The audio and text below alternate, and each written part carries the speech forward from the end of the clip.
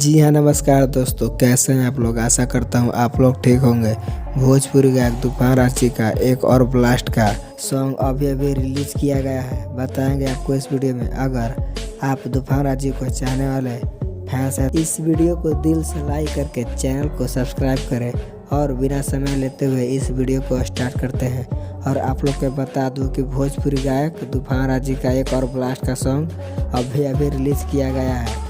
वह काफ़ी बवाल का सॉन्ग है। और आप लोग को बता दूं कि इस सॉन्ग का टाइटल है कमर के दर्द, जो हमारे भोजपुरी गायक तूफान राज और शिवानी सिंह दोनों मिलकर इस सॉन्ग को गाए हैं। यह सॉन्ग ड्यूट सॉन्ग है जो काफ़ी बवाल का सॉन्ग है। अगर आप लोग इस सॉन्ग को नहीं सुने हैं तो इस सॉन्ग को तूफान राज ऑफिशियल यूट्यूब चैनल के माध्यम से आज सुबह 7 बजे रिलीज किया गया है। और आप लोग को बता दूं कि इस सॉन्ग को लिखे हैं हमारे गीतकार सोनू संगम। और म्यूजिक की बात किया जाए तो इस सॉन्ग में म्यूजिक दिए हैं जेपी तिवारी, जो काफ़ी बवाल का म्यूजिक देते रहते हैं। यह फुल वीडियो सहित इस सॉन्ग को आज सुबह 7 बजे रिलीज किया गया है।